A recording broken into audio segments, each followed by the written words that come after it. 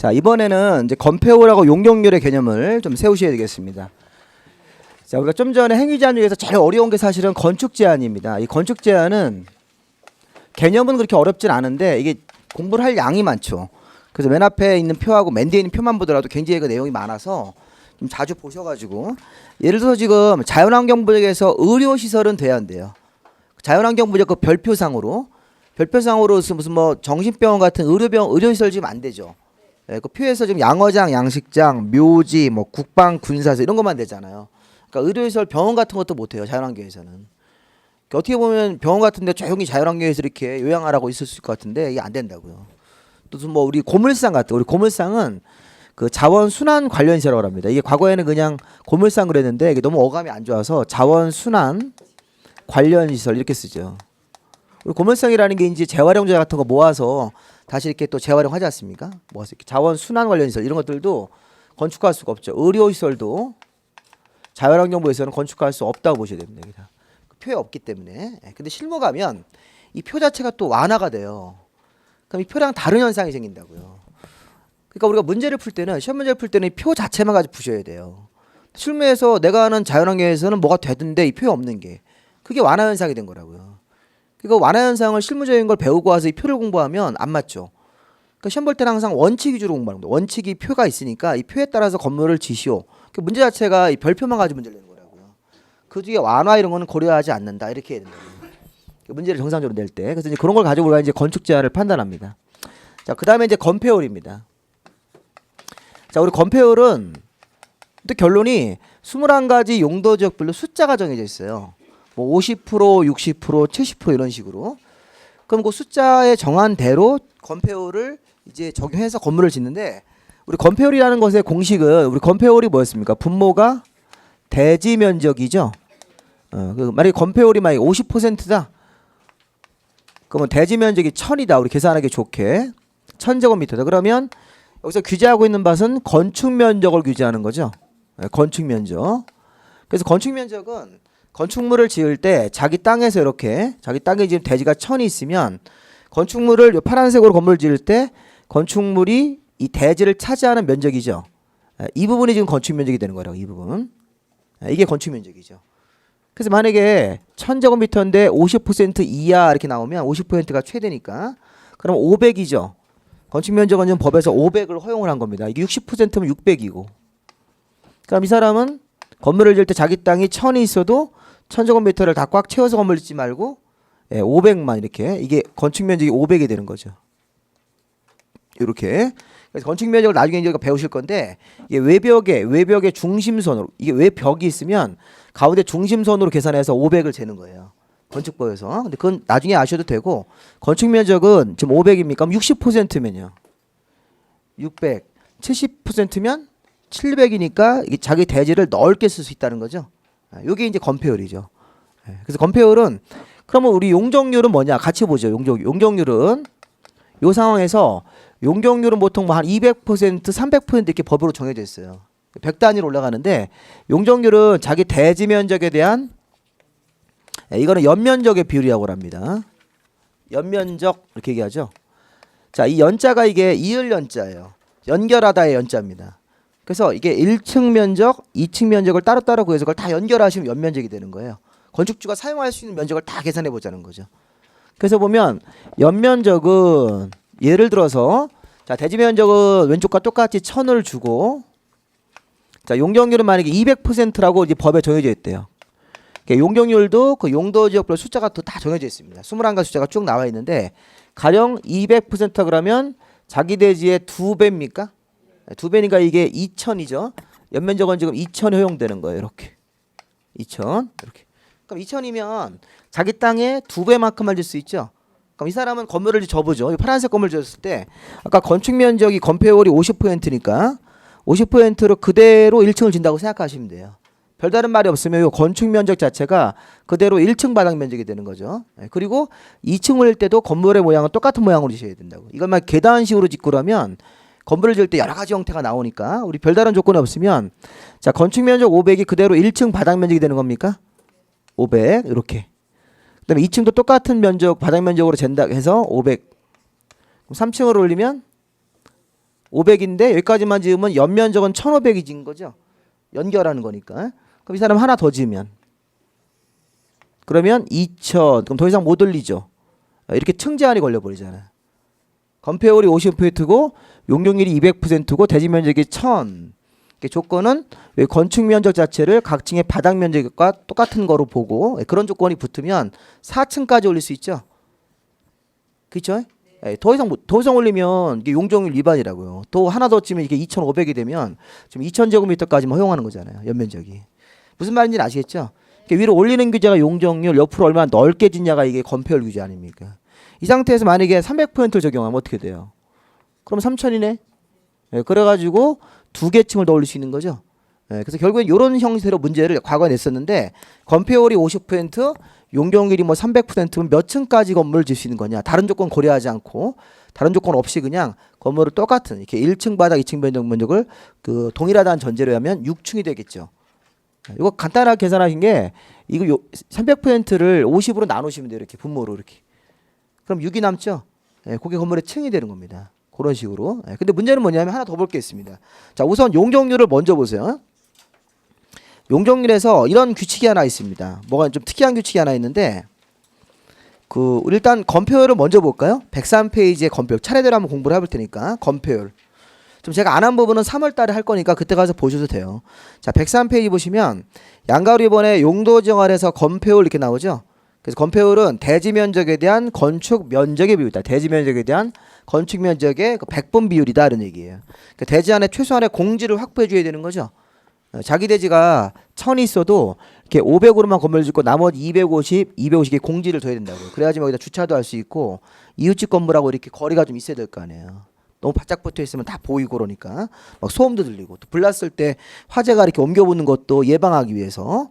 근데 이제 건폐율의 그 최대 한도가 숫자인데 법률 범위안에서 대통령령으로 정하는 기준이 있고 실무감은 조례로 다시 정한다. 이상한 말이 하나 있어요. 법률에서 건폐율 숫자가 정해져 있는데 거기 이제 그 그림 밑에 보시면 그 동그라미 번에 법률 쪽 기준이 있습니까? 근데 이거 시험 문제 잘 안 나와요. 대통령령이 나오는 밑에 2번이 나오는 거예요. 그거를 기억하셔야 돼요. 저랑 같이 한번 이렇게 속으로 외워보시는 겁니다. 건폐율이 21가지죠.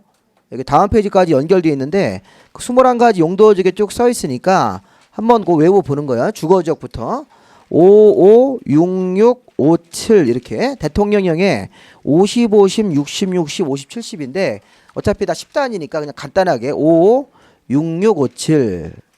자, 상업지역은요. 98, 78 이렇게 외우시면 돼요. 98, 78 55, 66, 57, 98, 78. 자, 공업지역은 777이죠. 모두 다. 녹지지역은 보생자는 모두 다 20. 그 다음에 이제 관리지역 끝날 때 둘둘넷 둘둘 이렇게 끝나시면 돼요. 농림자연까지. 그래서 55, 66, 57, 98, 78, 777, 둘둘둘, 둘둘넷 둘둘 이렇게. 그렇게 숫자를 했는데 옆에 있는 용도적 이름을 몰라. 그러면 안 되죠. 용도적 이름을 알아야지 그거를 연결을 할 거 아니에요.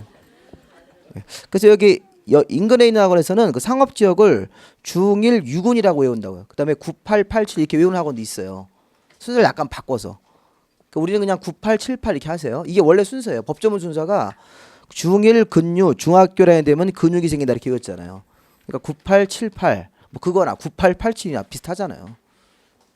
그래서 이제 98, 78인데 그게 자꾸 보면 헷갈리니까 그냥 중1 근유 98, 78 주거지역 1, 2종 전용 1, 2, 3종 일반 준주거지역은 뭐였어요? 5, 66, 57 그쵸? 술 먹고 대리운전은 55국에 66, 57 이렇게 아니면 98, 78 통화 중이면 그 다음에 이제 777 222 224 22 이렇게 옛날에 저 어렸을 때는 전화번호가 국이 2개였었는데 그쵸? 지방에서 이제 전화가 있었는데 이렇게 55국에 뭐 이렇게 나왔는데 지금 이제 그런 것들이 생각나는데 지금 보면 5, 6, 6, 57부터 지금 이제 못 외우셔도 되고 이렇게 이제 21가지 숫자를 내서 시험에 나오는 형태가 이렇게 용도지역 이름을 4개를 던져주고 순서가 높은 거부터 낮은 거대로 나열된 걸 찾으시오. 이게 시험 문제예요. 그러니까 이 숫자를 외워야지만 그런 문제를 그대로 풀 수가 있고 나중에 안 되면 손바닥에다 써 들어가세요. 이렇게 5, 6, 6, 57 이렇게 98, 78, 777 이렇게 외워야 되는 게 있으니까 그냥 연습을 하시라는 겁니다. 그리고 거기서 이제 104페이지에 동그라미 4번에 가보면 건폐율의 특례라고 그래서 건폐율이 강화되거나 완화된다. 이게 무슨 말일까요? 그 뜻만 아시면 돼요. 그 안에 있는 내용물들은 딱 봐도 너무 어려워진 보이죠. 이거는 이제 우리가 이제 3월달, 5월달에 가서 볼 건데 건폐율에 올해 숫자가 있었어요? 21가지 숫자가 있었죠. 건폐율이. 예, 근데 그게 기준 숫자가 있었는데 강화는 줄어든다는 거예요. 줄어든다. 어떤 사연이 있으면 강화되어 가지고 원래 숫자가 뭐 70에서 50으로 이렇게 줄어든다는 거예요. 그래서 건축 면적이 좁아진다는 이거죠. 그 다음에 이제 완화는 더 늘어나는 거죠. 그래서 우리 법에 보면 건폐율은 강화나 완화되는 현상이 따로 있는데 이런 건 우리 나중에 배우셔야 돼요. 이거 지금 못합니다. 거기 5가지가 대표적으로 나와 있는데 그 두 번째 과밀 방지를 위한 강화라고 돼 있잖아요. 예, 그거 하나만 강화고 나머지 뭐 유원지 공원 지을 때 완화, 방제지구에서 다 완화 현상이니까 나중에 제가 그 설명을 드릴 건데 잘 전달이 안 됩니다. 이게 사실 이런 부분 좀 어렵습니다. 자, 지금은 그냥 우리 5, 6657, 9878, 777, 222, 224, 22 요걸 잘 보셔서 그 숫자를 잘 보고 그 정도만 아셔도 돼요. 시험 문제가 어렵지 않으면 여기서만 다 내요. 그 강화 하나 내진 않습니다. 이게 너무 이게 복잡한 조항이라서. 자, 용적률로 가볼까요? 자, 용적률은 자 105페이지 안가로 3번입니다. 용적률은 자 대지 면적에 대한 건축 연면적의 비율이죠. 예, 그 요것도 이제 21가지 기준 숫자를 이제 공부하시면 됩니다. 100%, 150% 이렇게 올라갈 거예요. 근데 하나 주의점이 하나 있습니다. 용적률을 공부할 때, 자, 용적률이 건축물의 수직적인 밀도를 규제한다 이렇게 돼 있어요. 연면적을 올릴 때. 근데 이때 주의점이 그 다음 페이지 보시면 그림의 그 핵심 다지기를 좀 보세요. 거기서 그 빗금친 부분이 1층 바닥, 2층 바닥, 3층 바닥 이렇게 올라가면서 그 면적을 계산해서 걔네들을 다 더하면 그게 뭐가 됩니까? 각 층의 바닥 면적의 합이 연면적이 되는 거죠. 이렇게 되는 건데 문제는 그 연면적 제가 2000을 짓는데 아까 다시 원위차 요거 이제 200으로 이렇게 그다음에 2000 짓는데 연면적을 건물을 지을 때 이게 제외되는 공간이 있어요. 이걸 꼭 아셔야 돼요. 같이 냅니다. 제외된다. 자, 제외되면 건축주한테 유리한 일이 생긴 겁니다. 자, 우선 제외되는 게 뭐냐면 2000제곱미터를 내가 짓는데 지상으로 2000을 짓는데 이거를 빼주는 공간이 있대. 빼고 2000을 짓는다는 거예요. 그게 뭐냐면 지하층 같은 거. 자, 우선 지하층을 500을 내도 이건 무조건 제외시켜 주는 거예요. 지하층은 주차로 쓰든 뭐 상가로 쓰든 상관이 없어요. 그냥 무조건 빼주시면 돼요. 지하는 무조건 빼줍니다. 그리고 지상층은 얘를 부속 용도로 주차장으로 쓰면 돼요. 지상은 주차장으로 쓸 때 거기 2000제곱미터를 건물을 건축주가 이렇게 올리는 과정에서 그걸 빼주고 그 위로 짓게 해주겠다는 거예요. 그러니까 유리한 거. 예를 들어서 이 사람이 지금 4층까지 건물 올렸잖아요. 아까 용적률이 200%니까 2000으로 연면적이 계산되어져 가지고. 근데 지금 이 건축주가 지하를 1층을 팠어요. 이렇게. 그러니까 지하 1층을 파서 500제곱미터 면적을 내고 여기다가 상가, 뭐 슈퍼마켓 이런 걸 하고 있어요. 뭐 식당도 일부 하고 있고 이렇게 세를 주고 있는 겁니다. 근데 지하는 무조건 제외하는 겁니까? 네, 지하는 뭐 상가를 쓴 다 이거 다 빼시라고요. 빼시고 지상으로 2000을 지으면 되는 거죠. 건축주한테 유리한 거잖아요.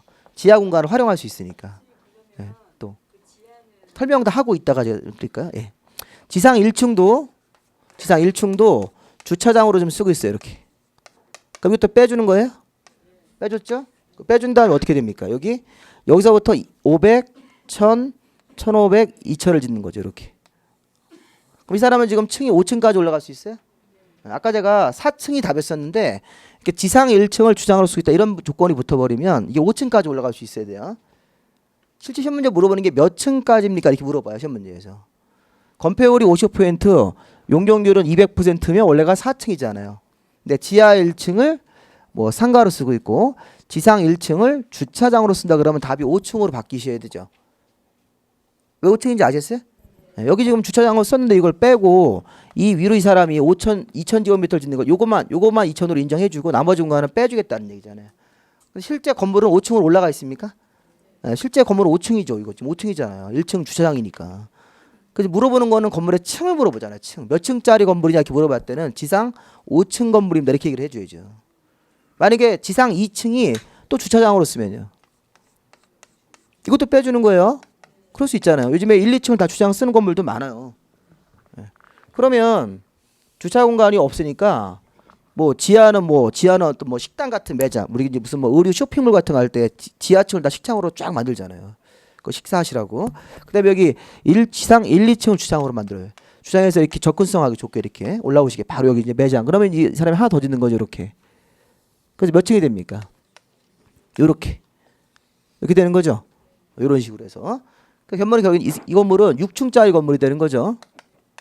우리가 조심할 거는 연면적을 건물을 계산해서 2,000제곱미터를 내가 확보했는데 실제 건물을 지을 때는 제외되는 공간이 있었어요. 네, 꼭 교재 보세요. 지금 거기 106페이지 보시면 거기 그 그림 밑에 보시면 용적률을 산정할 때 연면적에는 지하층 면적은 용도 안 따지고 무조건 빼주고 지상의 주차장, 이건 지상의 주차장으로 쓸 때만 빼주는 거예요. 지상에 이 건물의 부속 용도로 주차장을 쓸 때 초고층 건물, 근데 초고층 건물 같은 건 나중에 우리가 배워. 지금 초고층 건물이 아니에요. 초고층 건물이 아니니까 고려하지 말고, 그다음에 뭐 경사지붕도 아니니까 그런 건 다 무시해버리고, 주로 1번하고 2번 같은 경우 공간이 있을 때는 그거를 실제 건물을 이렇게 그 면적으로 썼을 때 그거를 빼고 2,000제곱미터를 짓는 것이다. 만약에 지하를 포함해서 하면 이 사람은 한 층을 손해보게 돼 있죠. 손해보게 돼 있는 거죠. 이걸 다 빼고 짓는 거니까 이 사람은 이런 공간도 실제 쓰면서 여기 위로 2,000 이정받는 겁니다. 보통 다 건물을 이렇게 짓는 거죠. 우리가 지을 때. 그래서 이제 거기 연면적 2,000 지을 때는. 그리고 이제 용적률도 이제 그림 밑에 보시면 법률적 기준은 시험 문제 잘 안 나오니까 그 아래 대통령령으로 내려가서 21가지 기준이 있어요. 근데 용적률은 21가지 기준이 이렇게 얼마 이상 얼마 이하로 되어 있는데 이하만 보시면 돼요. 이상은 안 보셔도 돼요. 이상은 그 용적률에 이게 우리가 하한이라고 그래요. 하한. 근데 우리 고속도로 이렇게 달릴 때도 경부고속도로 50km에서 100km 속도 제한 있잖아요. 근데 밑으로는 위반하지 않잖아요. 주로 넘어가는 거 위반하는 거니까 이거 그런 거랑 유사하게 그 용적률도 그 얼마 이하 요것만 기억하시면 돼요. 100이죠. 일종 조정부터 150이죠. 200, 250, 300. 아 이거 50씩 올리면 되네. 아 이거 신나네 이거. 별거 없네. 그렇죠? 50씩 올리다가 거기 준주거득에서 500으로 많이 올라가요. 50씩 쭉 올리다가 100, 150, 200, 250, 300에서 얼마로? 500으로 숫자를 많이 올리는 거. 그것만 주의하시면 됩니다. 자, 상업지역 중일근류는 1500, 1300, 900, 1100이니까 200씩 빼다가 그 중일근류를 그걸 좀 바꿔서 900, 1100으로 바꿔가지고 적용하시면 돼요. 1500, 1300, 900, 1100, 200씩 빼는 느낌으로. 근데 공업지역은 300, 350, 400입니까? 전일준? 네, 그렇죠. 50씩 올리고 녹지지역은 800, 100입니까? 800, 100. 그다음에 밑에 관리지역은 8800, 88 이게 끝나는 겁니다. 아까 우리 건폐율도 이게 둘둘넷 둘둘로 끝났어요. 왜 그런 현상이 생겼냐면 계획관리지역을 기준으로 생산관리와 농림지역이 이게 같은 규제예요. 규제를 거의 유사하게 처리한다고요. 보전관리하고 자연환경이 규제를 거의 같이 처리하기 때문에 건폐율도 둘둘넷 둘둘, 용적률은 8800, 88이 되는 겁니다. 8800, 88. 녹지지역은 800, 100이죠. 지금 뭐 하는지 아시겠어요? 야 이게 내가 뭐 하고 있냐 이거 지금. 숫자를 외워서 문제를 맞출 수 있게 대비해 주셔야 돼요. 100, 150, 200, 250, 300, 500 주거지역, 1500, 1300, 900, 1100 중일근류, 300, 350, 400 전일준. 녹지지역에 보생자 있었죠? 800. 거기 8800이 아니에요. 녹지지역은 800, 100을 해주고 밑에 관리지역이 8800, 88 이렇게 하셔서 이렇게 용적률을 적용해서 그럼 용적률도 보세요. 21가지 용적률도 21가지 기준이 있어서 이 건폐율을 적용해서 건물을 짓는 거라고 이렇게. 아까 우리 건축물의 종류 제한까지 제한받고. 아까 있었죠? 별표 있었죠? 네, 별표에 따라서 건물 가능한 거 확인하고 건폐율은 몇 퍼센트 이하, 용적률 몇 퍼센트 이하이수 건물. 그러니까 중심상업적 땅 한 사람들은 중심상업적이면 이 건축 제한도 뭐 상가 같은 거, 뭐 유흥업소 이런 것도 다 할 수 있어요. 돈 많이 벌 수 있는 상가 줄 수 있고 건폐율도 90%까지 준다고요. 용적률도 1500%나 줍니다 이게. 그러니까 중심상업 땅 한 사람 굉장히 땅을 가치 있게 쓰는 거죠. 경제적으로 이익이 될 수 있게끔. 근데 뭐 녹지지역 이런 거 땅 가지고 있으면 건축 제한에 건물의 업종도 제한을 많이 하고 건폐율도 뭐 20%밖에 안 주고 용적률도 뭐 100%라든가 80%밖에 안 주기 때문에 그 땅의 가치가 굉장히 낮죠. 그런 식으로 정해서 규제를 하는 겁니다. 자, 용적률도 107페이지 보시면 용적률의 특례에서 완화라고 돼 있습니까? 예, 완화. 용적률이 완화라고 돼 있죠. 이렇게 완화. 네, 이렇게. 이런 식으로. 여기 건폐율은 강화 완화죠. 변하는 현상이. 용적률은 뭐밖에 없어요. 완화밖에 없는 거예요. 완화 이렇게 하셔서 우리가 그 용적률은 그 변하는 현상이 강화는 없다. 이것도 시험 문제 한번 나왔던 지문이에요. 자, 용적률은 강화 완화가 아니라 어떤 현상만 있었어요? 완화 현상으로 늘어나는 거, 건축주한테 좋은 거 이런 거밖에 없다는 거예요. 그 특별한 규정 자체가 이렇게 해서 보시면 되겠습니다. 조금 질문하고 싶으면요, 이따 우리 끝난 다음에 질문을 좀 하시는 게 우리 수업할 때 조금 이제 그게 그 분위기상 이따 끝날 때 질문을 좀 하시면 제가 오시면 설명을 드릴게요. 개인적으로 오세요. 그게 더 좋잖아요. 저랑 개인적으로 이렇게 상담하는 게 더 좋지 않습니까? 별 보고 싶으면 안 계시면. 자, 이렇게 해서 우리가 여기까지 이제 하면 용도 지역으로 이제 우리가 기본적인 규제를 파악한 거예요. 그래서 나중에 이제 이런 것들은 그 여러분들 그 중개업 사무실 할 때 그 확인 설명서라는 거에 있어요. 확인 설명서 있죠? 이게 뭐 상가든 뭐든 간에 그 주택이든 간에 확인 설명서에 땅에 대한 종류를 쓰셔야 돼요. 그러니까 뭐 주거 지역이면 뭐 2종 일반 주거 지역. 근데 거기 건폐율이 몇 프로 이걸 적으셔야 돼요. 그러니까 이걸 우리가 숫자를 외우셨다가 나중에 이제 실무하실 때 그거를 귀찮아서 나중에 이제 시험 보고 나면 또 이걸 또 금방 또 잊어먹어가지고 생각이 안 나서 깜빡 잊고 안 써놓는 경우도 있어요. 나중에 써야지 이렇게. 근데 나중에 이 단속 같은 거 나오시면 그런 거로 걸려요. 그 확인 설명서에 그 빈 공란이 있으면 무조건 걸린다고요. 그 단속 나오면 제가 예전에 부동산 할 때 단속 나오면 어떻게 그 이제 선배 중개사분들이 어떻게 했냐면 단속 나오면 무조건 도망가면 된대요. 그 단속 나면 예전에 송파구에서 할 때 송파 구청에서 단속 나올 때는 전날 다 알려줬어요. 전날 협회에서 알려줍니다. 협회에서 내일 저 구청에서 단속 나가니까 이렇게 정기 단속이 있어요. 이렇게 위반 사항이 있는지를 확인하시려고. 그러니까 이제 그분들도 약간 이제 우리 뭐 교통보호기 비슷하게 그런 이제 건수 이런 게 좀 필요할 수도 있겠죠. 업무를 처리할 때. 그다음에 이제 구청은 다 아니까 다 문 닫고 다 가버리죠 이렇게. 근데 이제 시청, 이 서울시 단속은 불시 단속이 나온다고요. 그러니까 이제 그거는 이제 우리가 사무실에서 일하고 있는데 갑자기 시청에서 오셔가지고 막 뭐 중개업법 위반 같은 거를 오면 이제 게시물들 먼저 보시겠죠. 그 게시항이 하나 빠졌다든가 아니면 이제 그게 없으면 설명서 같은 걸 계약서를 달라고 해서 계약서를 이렇게 검토해보고 이제 빠진 사항이 있다든가 확인 설명서에 어떤 빈 공간이 있으면 그게 다 이제 그 위반에 걸리는 거죠. 그래서 이제 뭐 영업 정지를 며칠 받을 수도 있고 이렇게 된다고. 갑자기 들이닥쳤어요. 어떻게 해야 돼 그러면? 잠깐 요 바깥에 손님이 계신데 요거 보내고 오겠다고요. 그래서 잠깐 나갔 다음에 안 들어가는 거예요. 사무실. 안 들어가시면 이제 단속 나오셔도 그 서류를 막 볼 수는 없잖아요. 그분들도 왜 안 들어오냐고 빨리 이렇게 전화하셔. 전화 안 받고 바깥에서 이렇게 숨어서 이렇게 보는 거죠. 그러다가 가시면 이제 그때 가가지고 이제 불시 단속 나오면 그렇게 하라고 하시더라고요. 선배분들이. 근데 나는 깨끗해. 나는 하늘으로 한 점 부끄럼 없다. 뭐 이렇게 해가지고 하시면 걸리게 돼 있어요. 왜냐면 사람이 아무리 완벽하더라도 그거 하나 빠뜨리는 게 있잖아요.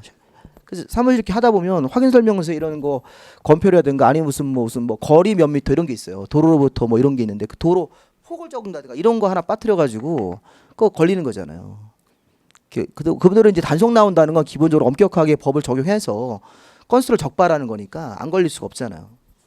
교통법규도 안 걸릴 수가 없지 않습니까? 그러니까 그런 거랑 유사하게 그런 부분에 대해서 이제 잘 여러분들이 이제 실무에서 이제 요령껏 하셔야 되겠습니다. 도망가면 된대요. 훔쳐갈 것도 없잖아요. 사무실에 뭐 훔쳐갈 게 있어요. 사무실에 그분들이 와가지고 훔쳐갈 분들도 아니고 그러니까 그냥 가셔가지고 안 들어가시면 다음번 찍히긴 하더라도 다 걸리지는 않지 않습니까? 자, 용도 지구. 그래서 이제 가끔 이제 그걸 좀 이렇게 고지식하게 하신 분들은 걸려가지고 뭐 좀 제재를 받으시더라고요. 근데 이런 것도 하시는 분들은 잘 또 피해 가셔서 자, 108페이지 이제 용도 지구로 갑니다. 용도 지구. 자, 용도 지구도 용도 지역과 유사하게 공부를 하시면 돼요. 자, 우선 도시관리계획중에서 우리가 1번 도시관리계획이 이제 결정되고 나면 이제 용도 지역을 배우고 나서 용도 지구라는 것도 나오죠. 그럼 지구는 왜 하는 거예요? 지구는 여기 첫 번째 의의가 지구의 목적인데, 자, 용도 지구는 용도 지역의 제한을 보다 강화하거나 완화 적용함으로써, 사실은 용도 지구 핵심은 이름을 외우셔야 돼요. 용도 지구는 10종류 이름이 있다. 이것만 기본적으로 외우시면 끝나요. 경관지구, 미관지구로 시작해서 끝에 특정 용도 제한지구까지 10종류가 있습니다. 근데 그런 거를 정하는 이유는 용도 지역의 행위 제한, 우리 금방 배웠던 거, 용도 지역의 행위 제한이 지금 어떤 거 있었어요? 3개 있었죠. 용도 지역 행위 제한이면 건축 제한, 건폐율 제한, 그 제한을 보다 강화하기 위해서 하는 지구도 있고 완화하기 위해서 하는 지구도 있다는 거죠. 특히 완화가 중요합니다. 이 완화가 이게 2개가 있어요. 이게 취락지구라는 거하고 개발진흥지구 이렇게. 취락지구하고 개발진흥지구는 규제를 완화하는 지구래요. 그러니까 이런 거 들어가면 이제 그 토지 소유자한테 경제적으로 유리한 효과가 생긴다고요. 불리한 효과가 아니라. 그 나머지 뭐 여기 강화되는 건 8개가 있겠네요. 10종류니까 2종류는 규제를 완화하는 형태로 들어가는 거고, 뭐 경관지구, 미관지구, 고도지구, 방화, 방지 이런 게 막 들어가서 규제를 강화하는 목적으로 용도지구를 정한다 이렇게. 자, 용도지역 제한을 강화, 완화하기 위해서, 그리고 또 추가적으로 용도지역에서 그 미관, 경관 안전을 도모한다 이렇게. 용도지구에 정해서 미관이라든가 경관 안전 같은 것들을 특별히 더 도모할 필요가 있을 때, 특별히 더 신경 쓸 거예요. 더 안전에 신경 쓰자. 미관 같은 걸 좀 더 신경 쓰자. 이렇게 더 신경 쓰기 위해서 용도지구를 정하는 목적도 있습니다. 그래서 가장 중요한 목적은 용도지역의 제한을 강화, 완화합니까? 용도지구라는 게 항상 우리가 이거를 이렇게 생각해야 돼요. 땅이 있으면, 이 보세요. 땅이 있으면 여기가 준주거지역이래요. 자, 준주거지역이면 주택이나 상가 이렇게 지을 수 있어요. 근데 준주거지역이면 원래가 건물을 한 8층까지 올릴 수 있어요. 용적률 500% 받기 때문에 그 정도. 근데 이게 준주거지역에다가 경관지구라는 걸 이렇게 정할 수 있어요. 경관지구. 노란색 이거는 경관지구는 지구고 이건 지역이잖아요. 그럼 지역의 규제를 보다 뭐하기 위해서 강화하기 위해서. 경관지구 들어가면 높이가 20m로 잘리든지 건물의 층을 4층밖에 못 짓게 돼 있어요. 그런 규제가 이제 뒤에 가서 나옵니다. 서울시 조례에 따라서. 그러니까 우리 저 남산 밑에가 다 경관지구잖아요. 그래서 단국대학교 그래서 이사 간 거예요. 단국대학교가 저 용인으로 이사 갔죠. 죽전으로. 그게 이제 경관지구를 서울시랑 좀 풀어달라 이거예요. 건물을 좀 이렇게 높이 좀 지으려고. 근데 이게 남산 밑에라서 서울시가 풀어줄 수가 없잖아요.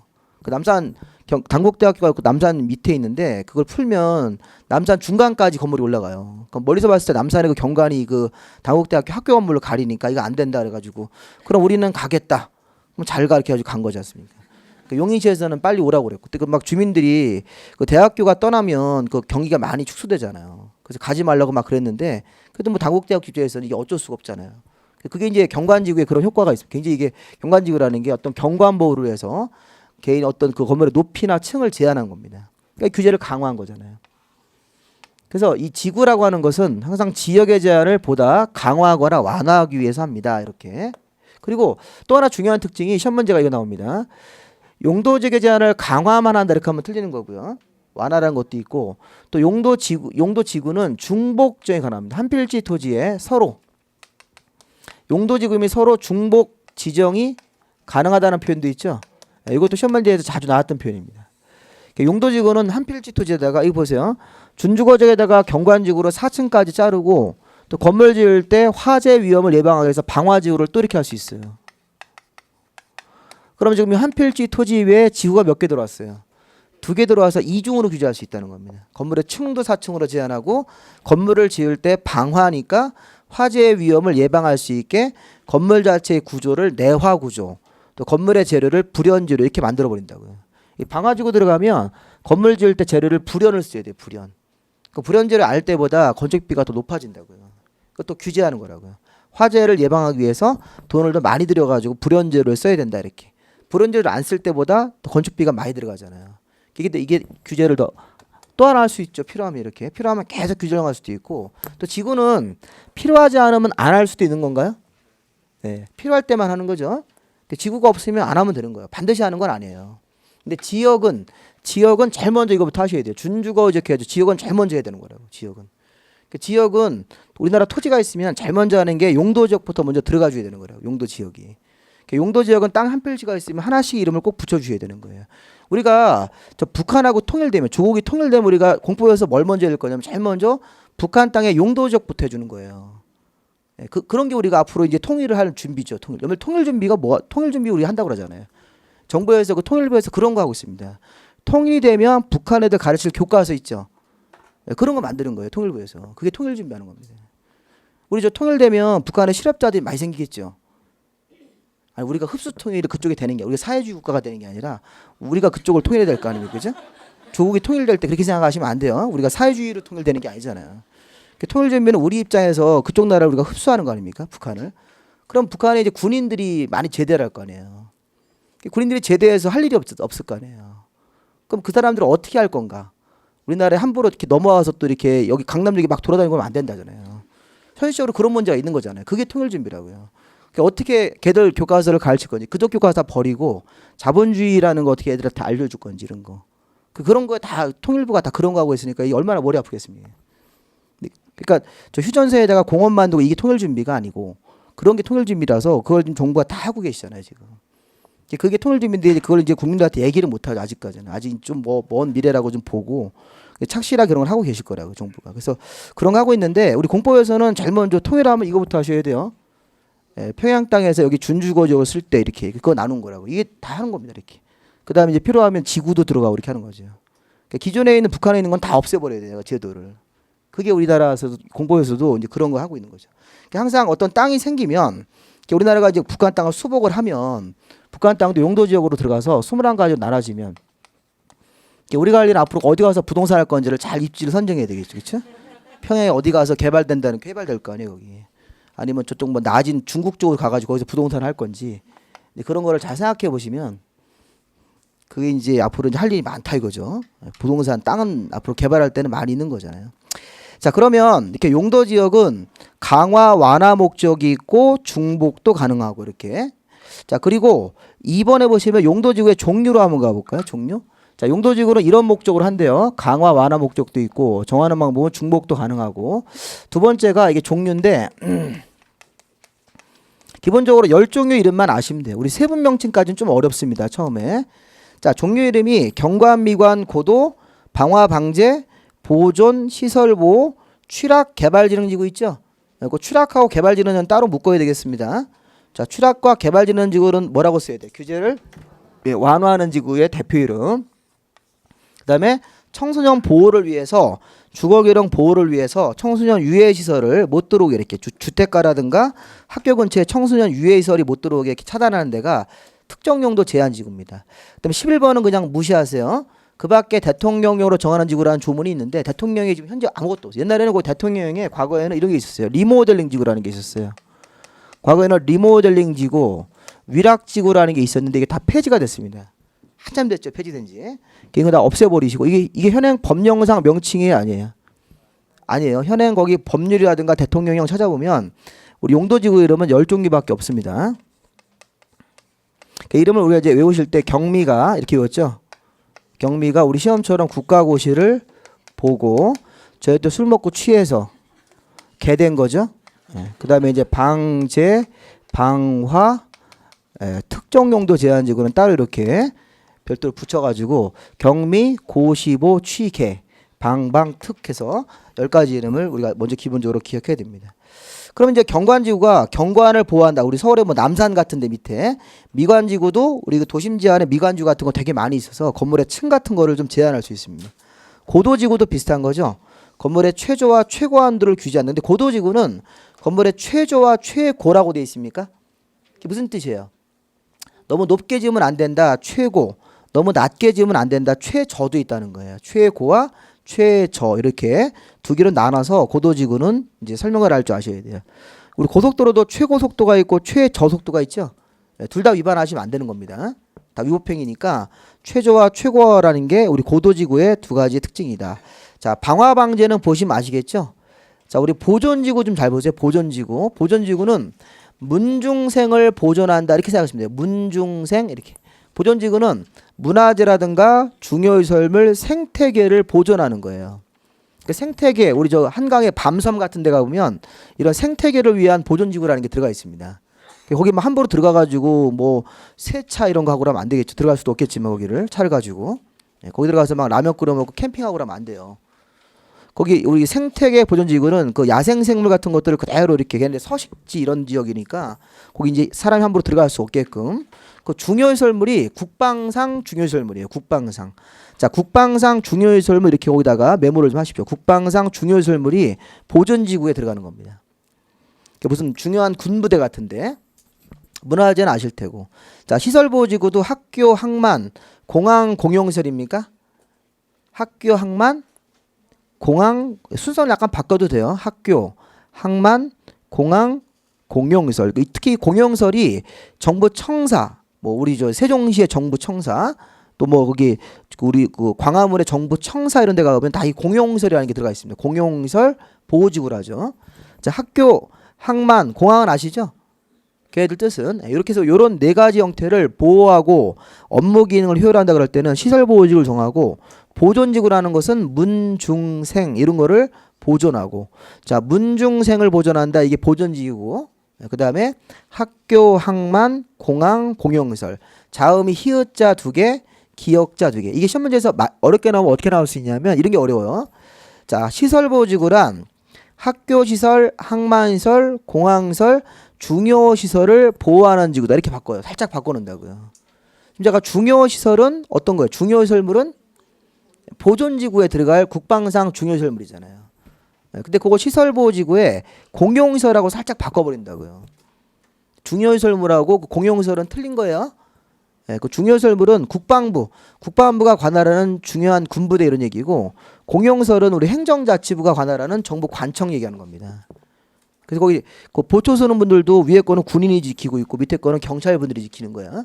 그런 거가 틀린 거라고요. 성격 자체가.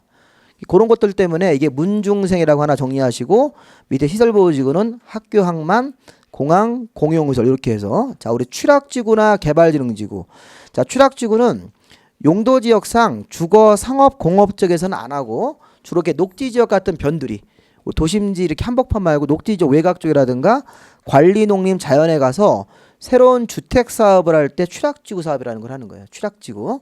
취락을 정비한다 그러면 새로운 주택도 건설되고 그에 따른 상가도 건설되고 근데 이게 취락지구가 도심지 안에서 주거, 상업, 공업지에서는 안 하는 거예요.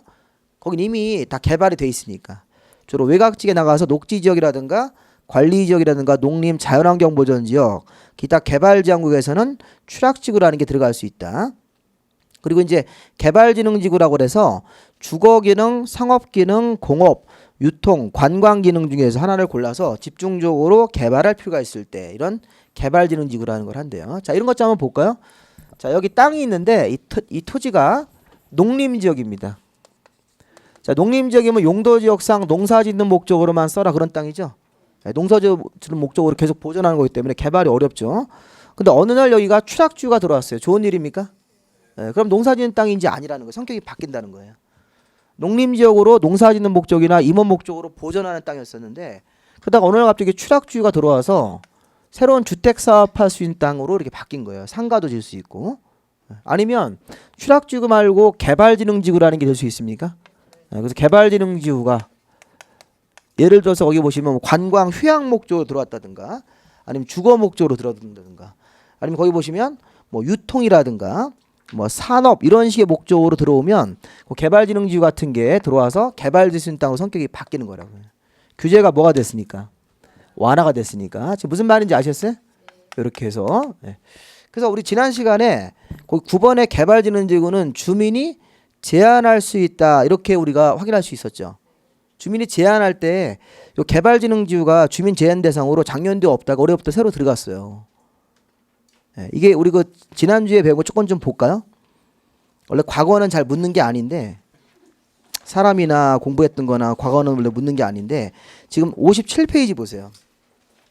57 보시면 그 아까 우리 OX 문제풀이 할 때도 조금 했잖아요. 거기 보시면 도시관리계획의 입안 제안이라는 게 있어요. 주민이 도시관리계획 좀 만들어주세요 이렇게 관청한테 가서 제안서를 낼 수 있다는 거잖아요. 근데 그 제안서는 그 동그라미 1번에 주민이 입안권자한테 제안할 수 있는 건데 그 박스 안에 기역, 니은, 디귿 이렇게 세 가지만 할 수 있다고요. 근데 그 디귿번이 뭐였어요? 기역은 기반시설 좀 이따 배울 거. 니은번은 지구단위계획구역, 디귿번이 개발진흥지구입니까? 요거 이 개발진흥지구. 요 개발진흥지구가 공업이나 유통 요런 형태로 개발되면 그러니까 그 뒤에 있는 말을 일단 모르시더라도 개발진흥지구도 아까 우리 용도지구 우리 금방 배우고 있는 거 10종류 중에서 하나죠. 다른 건 제한이 안 돼요. 다른 용도지구는 제한이 취락지구 제한이 안 되는 거예요. 개발진흥지구 이거 딱 한 개만 행정청의 제안서를 받아주겠다는 거예요. 그래서 이게 언제부터 효력 생기는 거 시행하는 거냐면 2016년 2월 12일인데 이게 근데 아직까지 우리 이게 효력이 안 생겨도 우리 시험 볼 때는 다 이거 다 효력 발생되는 규정이니까 미리미리 다 보셔야 된다고요. 미리 이제 법이 개정이 돼서 확정됐으니까 앞으로 이제 주민이 제안하는 건 몇 개 제안할 수 있어요. 기반시설 좀 만들어 주세요. 도로 좀 만들어 주세요. 이런 거. 우리 동네에다가 지구단위계획구역 좀 해주십시오. 앞으로 배울 겁니다. 우리 동네에다가 개발진흥지구를 정해주세요. 이렇게 제안할 수 있다는 거예요.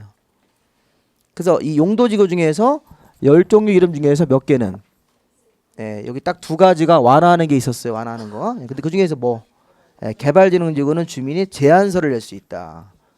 그죠? 주민이 제안을 해서 주민들이 이렇게 요구를 해가지고선 개발진흥지구가 들어갈 수도 있다는 거잖아요. 지금 잘 봐주셔야 됩니다. 이런 것들을 이제 그 109 페이지로 오셔서 용도지구 문제로 섞어서 해버린다고요. 용도지구 중 주민이 제안할 수 있는 것은 이렇게 1번 경관지구, 2번 미관지구, 뭐 3번에 뭐 취락지구, 4번에 개발진흥지구, 5번에 특정용도 제한지구 이렇게. 그럼 답이 지금 4번이죠. 개발진흥지구가 공업이나 유통 이런 거로 개발할 때는 사실은 그 엄밀히 보면 주거나 상업은 안 되는 거예요. 거기 보면 공업이나 유통 이런 형태로 개발될 때 이 제한이 가능하다 이게 가능할 수 있으니까 그런 것까지 좀 자세히 보시면 공업이나 유통 기능으로 개발진흥지구를 정해달라고 제안할 수 있다. 자, 그 다음에 이제 세분으로 내려가서 세분. 자, 우리 지금 10가지 이름을 지금 봤다고 보자. 용도지구의 명칭 확인했고 이렇게 10종 이름. 그 다음에 이제 세분 작업을 해야 되는데 자, 우리 세분 작업은 요것만 나눠 두시면 돼요. 세분은 둘로 나눠서 우리가 좀 배우는 규범 중에서 대통령령이라는 게 있는데 법률 밑에 대통령령. 그럼 대통령령 밑에는 조례라는 게 있습니까? 서울시장님이 만들어서 서울시 의회 의결로 통과가 돼가지고 지방자치단체 자치규범이라는 게 있습니다. 조례. 네, 대통령령으로 세분할 수 있는 게 8종류가 있고요. 자, 조례로 세분할 수 있는 게 이게 3종류가 있습니다. 자, 이게 무슨 말이냐면 아까 우리 여기 10종류 이름 중에서 끝에 거 2개를 지워볼까요? 방화와 특정용도를 제가 지우면 몇 개 남았어요? 8종류 남죠? 그게 여기 올라오라고요. 대통령령으로 다시 한번 8종류를 쓰세요. 경미죠.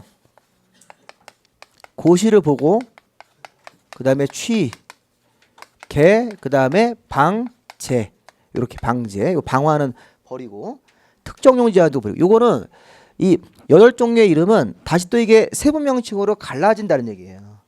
세부명칭까지는 모르셔도 돼요. 경관지구가 뭐 자수시 이렇게 막 나눠진다고요. 그 교재 한번 보세요. 경관지구는 자연, 수변, 시가지라는 게 있습니까? 예를 들어서 우리 앞글자로 자수시 이렇게 하는 건데 자연경관지구가 산이에요. 산. 수변경관지구는 지역 내 주요 수계의 경관이 보호가 필요하다. 우리 수계라는 게 물가, 저수지라든가 강가 이런 데 가보면 경관이 잘 갖춰져 있으면 거기다 자연경관지구 안 하고 수변경관지구 한다고요. 그 다음에 서울시 안으로 들어와서 주거지역의 양호한 환경, 양호한 주거지역이 있다. 그럼 거기도 뭐 할 수 있어요? 시가지 경관지구라는 걸 할 수 있대요. 시가지 경관지구. 그럼 이렇게 자수시가 있습니까? 자수시? 네. 그럼 얘네들을 일일이 외우지 마. 그러니까 우리 사실은 그 남산 밑에는 무슨 경관지구가 있을까요? 남산 밑에는 자연경관지구라고요. 엄밀히 얘기하면. 그래서 그 단국대학교가 이런 자연경관지구를 좀 해제해달라 이렇게 건의를 서울시랑 많이 하고 협의했는데 결국에는 안 돼가지고 다 이제 이렇게 학교를 새로 이제 짓는 방향으로 해서 다 넘어간 거죠. 경관지구 같은 거 들어가면 건물의 층을 막 4층으로 제한해서 그 이상으로는 못 올리게 해버립니다. 산의 경관을 가린다고 그래서. 수변 경관지구도 그 비슷한 유형인데. 근데 문제는 경관지구는 자수시, 미관지구는 중역일이죠. 이런 식으로 해서 그 지구 이름을 좀 세분을 좀 해주셔야 된다고. 대통령에 따라서. 우리 고도지구는 쉽죠. 아까 우리 고도지구는 몇 개 있었어요? 2개. 최저와 최고 있었습니까? 최저. 이런 건 아까 우리 뭐 별로 어렵지 않게 확인할 수 있죠. 고도지구가 최저 너무 낮게 지으면 안 되는 고도지구. 최고 고도지구. 또 한 장 넘겨보시면 그 시설보호지구 같은 것도 보죠. 아까 시설보호지구도 아까 이름 그대로 정리하시면 돼요. 학교, 항만, 공항, 공용설이죠. 그래서 히읗자 2개, 학교, 항만, 기역자로 시작하는 공항, 공용설 이런 식으로 해서 시설보호지구도 한번 좀 봐주시고 자 취락지구하고 개발진흥지구를 조금 보셔야 돼요. 취락지구, 개발진흥지구는 취락지구가 자집이라고 그래요. 자집. 취락지구는 2개, 자연과 집단이라는 게 있습니까? 자연과 집단. 취락지구에다가 새로운 주택 사업을 했다. 오늘부터 그 집에 가서 자라고 새 집에 가서 자라고 자집이 되는 거예요. 자집 이렇게 그 집에 가서 자 오늘부터 취락지구에 새로 집 졌으니까. 취락지구 자연 취락지구하고 집단 취락지구인데 그 집단 취락지구가 시험 문제 한번 나왔는데요. 그 집단 취약지구가 어디예요? 개발 제한 구역. 우리 좀 이따 배우게 되는 금방 배우게 되는 용도 지구 중에서 개발 제한 구역이라는 데가 있었어요. 네, 개발 제한 구역 안에서는 추락을 정비할 때 항상 집단 추락지구만 하셔야 돼요. 그건 딱 정해져 있어요. 개발 제한 구역이라는 땅에서는 집단 추락지구만 하십시오. 그럼 그 이외의 것들이 다 자연 추락지구예요. 개발 제한 구역 이외에 무슨 뭐 용도 지역의 녹지 지역, 관리 지역, 농림 지역, 자연환경 보전 지역 같은 데 가면 다 이거 자연 추락지구를 정하시면 돼요. 그 추락지구는 자연과 집단. 자, 하나만 더 볼게요. 좀 어렵습니다. 자, 개발지능지구 몇 개 있습니까? 아까 우리 개발지능지구는 아까 주산, 주거개발지능지구, 자 산업유통의 산업개발지능, 주산, 관광휴양, 그다음에 두 개 이상을 섞어서 복합, 그다음에 새로운 기능으로 개발하면 특정개발지능지구. 요거는 좀 기억을 좀 하셔야 돼요. 그러니까 규제를 완화하는 거 몇 개 있었어요? 두 개 있었죠. 예. 추락지구는 자집, 개발지능지구는 주산, 관복, 특 이렇게 암기를 해놓으셔야 돼요. 요거는 암기를 해놓으셔야 돼요. 두 가지는. 자 주산이 관복이라는 사람의 특기다 이렇게 외우세요. 관복이라는 사람이 주산학원 원장이다 이렇게 외우시면 돼요. 그러니까 주산이 특기니까 관복이가 주산학원 원장하고 있는 거예요. 주산, 관복이의 특기 이렇게. 주거개발지능지구, 자 산업유통, 그 산업유통. 그다음에 관광, 휴양을 한 묶음으로 관광, 휴양개발지능지구 이렇게. 보통 이런 거 많이 한다고요. 예를 보세요. 여기가 자연환경 보전지역입니다. 여기 땅이 있었는데, 자 옛날에는 용도 지역 이름이 자연환경 보전지역이니까 자연환경의 보전 목적으로 개발이 거의 어렵다고요. 근데 자연환경 보전지역에서 온천이 나왔어요. 온천이 막 터졌어요. 온천 나오면 어떻게 해야 돼요? 자연환경 보전지역이라 하더라도 온천이 생겼으면 관광지로 개발해야 되는 거죠. 개발해야죠. 자연환경인데 온천 나오니까 온천이 막 나와. 자동적으로 막 나온다고 우리. 그 물을 막 틀어 막아야 돼. 온천 나오지 말라고. 자연환경이니까. 그럼 안 되잖아. 자연환경 보전지역에서 온천이 나오면 또 온천도 굉장히 또 수질도 좋고 그러면 여기를 갖다가 개발지능지구라는 걸 정한다고 이렇게. 자연환경이지만 뭐를 정할 수 있어요? 개발지능지구. 개발지능지구는 이거는 지금 뭐로 하면 좋겠어요? 온천이 나오면 얘가 관광지 그렇죠? 목욕탕으로도 개발하고 숙박시설도 짓고 이렇게 해야 되니까 관광 휴양으로 해야 되겠죠. 이렇게 하는 거잖아요. 그래서 막 우리가 일본 막 온천 되게 유명한데 우리 그 온천 같은 거 이렇게 우리나라도 개발할 수 있는 거라고요. 그러면 이렇게 되면 개발하기가 어려운 땅이 개발할 땅으로 선구로 바뀌잖아요. 이렇게. 근데 그 이름이 뭐냐면 관광 휴양 이런 식으로 세부적으로 들어가야 된다고요. 주거로 개발할 때는 주거개발지능지구, 뭐 상가라든가 어떤 유통단지 같은 거 할 때는 산업유통개발지능지구, 관광휴양 두 개 이상 섞으면 복합. 그다음에 새로운 기능으로 여기 써 있는 기능 말고 새로운 기능 개발한다. 그러면 이게 특정개발지능지구. 특정이라는 것도 있습니까? 그 옛날에 이런 것도 하나 있었는데 이게 아이디어 중에서 우리 그 저기 뭐 한류 같은 거 우리 연예인들이 이렇게 공연하는 그런 지역을 만들자는 거예요. 중국 사람들 많이 와서 관광해가지고 제주도에다가 그런 걸 한번 해보자는 얘기가 있었어요. 제주도에 우리 많이 와서 우리나라에 이제 가수들이라든가 이런 친구들이 공연하는 걸 보고 돈 좀 많이 쓰고 가라고 이렇게. 뭐 옷도 티셔츠 같은 거 하나 사서 누구 이렇게 그림 같은 거 있으면 10만 원씩 팔면 다 사가요. 그 눈에 거기 빠진 사람들 같은 경우는.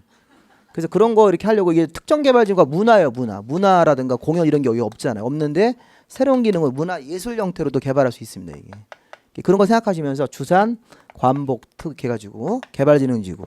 자 여기까지 하시고 우리가 흥분된 마음을 또 진정해야 되니까 잠깐 쉬었다가 그 뒤에 또 보도록 하겠습니다. 지우지 마세요. 그대로 두십시오.